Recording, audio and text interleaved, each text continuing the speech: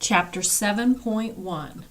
In Chapter 7, we're going to begin our discussion on estimation, and 7.1 is estimating mu. Now, let's refresh our memory. Mu is a population parameter mean.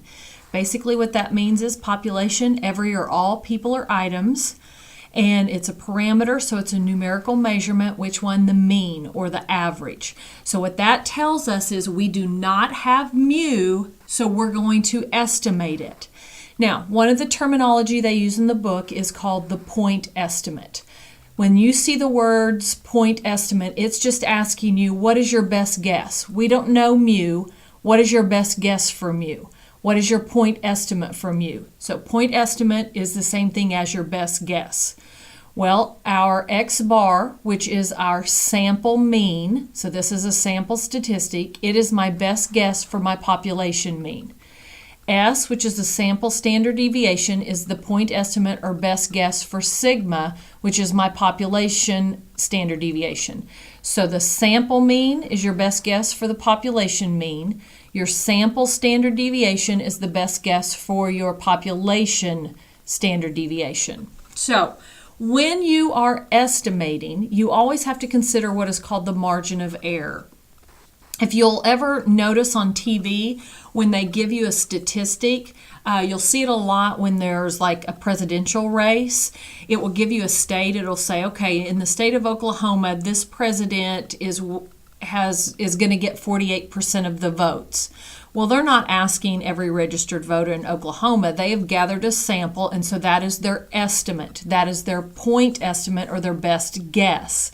So they're saying our best guess is 48%, but if you'll look at the bottom, it'll always give a margin of error, and it'll say something like plus or minus 3 percentage points.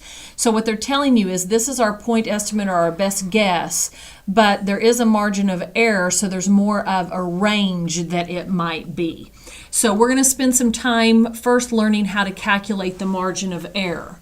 Now, when you calculate the margin of error, one of the things that you have to discuss is what is called your confidence level. And that's basically saying, how confident am I that my best guess is correct? So you might say, well, I'm 70% confident that my best guess is correct, or you could say I'm 99% confident. Now, where that confidence comes into is on a confidence table. And this is known as Z sub C. So if you'll notice, you find this on the Z table. I've given on your notes the three most often used. But if you'll go to your Z table on the positive Z side, in the lower left corner, you'll see this, that it says confidence interval critical values Z sub C. So this 70% would mean you were 70% confident all the way up to 99% confident, and then these are the Z sub C values, and those are the numbers that we will be using. Now again, I've listed the most common ones here, but you may have to use the others on occasion as well. So let's just jump in and start looking at how we do these calculations. So the first thing that we're going to learn to do is how to calculate that margin of error, because again, we're just guessing because we are estimating mu, so we also have to calculate our margin of error. E is what stands for margin of error. Z sub C, and if you'll notice, that's the value that you get from the table, and so it depends on how confident you're going to be, which it will tell you. We want to be 70% confident, 90% confident. So then you'd go to the table to find that value, times sigma, which is the population standard deviation. That value will be given, divided by the square root of n, which will be given as well. So this is how you create the margin of error, which when we estimate, we will always calculate a margin of error. After we've calculated this margin of error, what we will then do is we will calculate what is called the confidence interval. And this will give us what our values are between. So this is X bar minus E is between X bar plus E. And again, X bar will be given. So let's just look at a problem. I'll show you what values are typically given, and then how the question will be asked and what the question is asking for. So assume that you're given X bar, so this is the sample mean is 83. It tells us we want to be 90% confident. It tells me that sigma is 8 and the sample size is 35. So the first question it asks is, what is the point estimate for mu? So again, remember, we do not know mu. That's what we will be estimating. But our point estimate, or our best guess for mu, is X bar, and X bar is 83. So my point estimate, or my best guess, is that mu is also 83. Then it says, what is the margin of error? That's when we're going to apply this formula right here. This is an extremely important formula. So my margin of error will be z sub c. So the first thing that I need to do is find the value of z sub c. Well, it told me I want to be 90% confident. So I'm going to go to the confidence interval critical values, 90%, 1.645. So I'm going to put 1.645. That will be times sigma is 8 divided by the square root of n, which is 35. So now what I'm going to do is put this into my calculator. Sorry, didn't know where my calculator was for a minute. All right, so trying to do this where you can see it. We have 1.645 times, the numerator is 8, divided by the square root of 35. I'll close that parenthesis and then hit equal. And you can use normal rounding rules and give me a minimum of 2 decimal places. So 2.22 is what I would be looking for. So the margin of error is 2.22. So what we're saying is, my best guess is that the population mean is 83, but I'm 90% confident, and that's where we create our interval. And that's where you get X bar minus E, and my population mean mu is between that and X bar plus my margin of error. So 83 minus 2.22 is 80.78.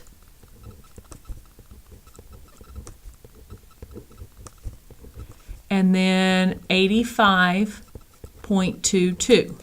So many times you will be asked, what is the point estimate? Well, it's the same thing as X bar. What is the margin of error? 2.22. So basically we are saying, I don't know mu. My best guess is that mu is 83, but if it's not 83, I am 90% positive it is a value anywhere from 80.78 to 85.22. So now let's look at an application problem. And of course, application problems is what you'll see more of on the test. All right, it says the president of a large university wishes to estimate the average age of students presently enrolled. So they tell us that from past studies, the standard deviation is known to be 2 years. So sigma is 2. Sample of 50, so n equals 50. So a sample of 50 students is selected, and the mean of those 50 students is found to be 23.2, so that's why X bar is 23.2. Find the 95% confidence interval. So 95, my C, or how confident I am, is 95%. Now, notice it said find the 95% confidence interval of the population mean. So we don't know the population mean, which tells me I'm estimating mu. Now, not anywhere in this problem does it say to calculate the margin of error, but you have to understand before you can get to the confidence interval, which is my ultimate goal, I have to calculate the margin of error. So E is Z sub C, and C is 95%. So on my table, 95% tells me to use 1.96 for Z sub C. So 1.96 times sigma is 2 divided by the square root of n, so the square root of 50. So then I'm going to go into my calculator and do 1.96 times 2 divided by the square root of 50, round it to 2 decimal places, and you get 0.55. So now that I have my margin of error, I can now find the confidence interval, which is what it asked me to find. And that is x bar, which was given as 23.2, minus my margin of error, and mu is between that and 23.2 plus my margin of error. So I'm going to do those calculations, and you get 22.65 and you get 23.75. And if you were asked to explain this, then you would put it in sentence form, and you would write something to the effect of, I am 95% confident the average age of students presently enrolled is 22.65 to 23.75 years old. So again, realize what we're doing. We do not know the population mean. So we are estimating mu. Our best guess for mu is that it's 23.2 years old. But I am 95% confident it's 22.65 to 23.75 years old. So that is how you create and calculate a margin of error and then a confidence interval. Then in this section, you will also be asked to find the sample size. Well, the sample size is n, and in the problems we just did, that was given. So notice in your margin of error, you have the value n. If I were to algebraically solve this for n, I would get this right here. So when I'm asked to find the sample size, this is the formula that I use. Now, one thing, be sure that you square this amount. I have so many students that forget to do that. Also notice this, always round up no matter what. So if you calculate 12.1, always round up to 13. Normal rounding rules do not apply here. So let's do an example.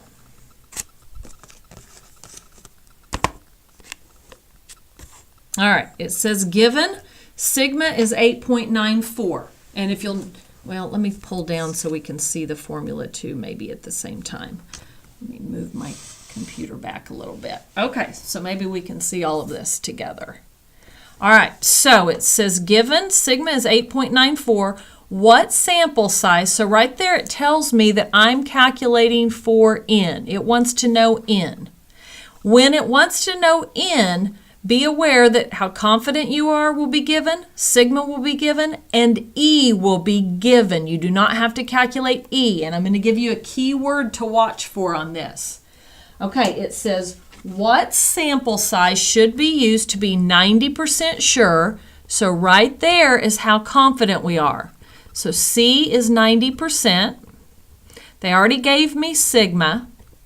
So the other value that I need is E.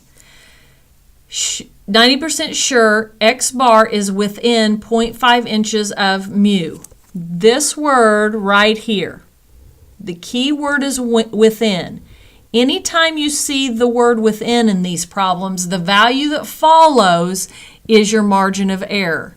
So my margin of error is 0.5. So I'm going to plug in now. Z sub C. C is 90%, so I'm going to go to my table, and 90% says to use 1.645. I'm going to multiply that times sigma, which was given as 8.94. Divide that by the margin of error, which was given as 0.5, and then I've got to remember to square all that. And so when you go to the calculator, you're going to calculate a number of 865, and then you get 0.101, let's see, 0.0388. Now the reason I wrote that completely out is I can't stop here because this tells me to always round up. So my N would be 866. So this would be my correct sample size. All right, let's look at another example. It says a random sample of 41 basketball players. So I wrote N equals 41. And it gave us that's the standard deviation for those 41 players was 3.32 inches for height. How many more should be included? So notice we have a sample size, but it's not large enough. So it is wanting me to know how many more do I need to add to that. Should be in the sample to be 95% sure, so my confidence is 95% sure that X bar is within. And there's that key word of within, because that tells me this value is E. So they gave me E, I don't have to calculate E. So I need to calculate N. I'm 95% confident, so I go to my table, and that tells me to use 1.96 for Z sub C times sigma, or standard deviation in this case. I didn't have the population, so I used the sample standard deviation, divided by E, and then don't forget to square it, and you get N equals, let's see, 75.27760327, and like I said, we always round that up, so it would be 76. Now here's where you need to be careful. 76 is the total number we need in the sample. This asks me how many more, because we already have 41. So we need 35 more, so our total sample size would be 76. That completes 7.1.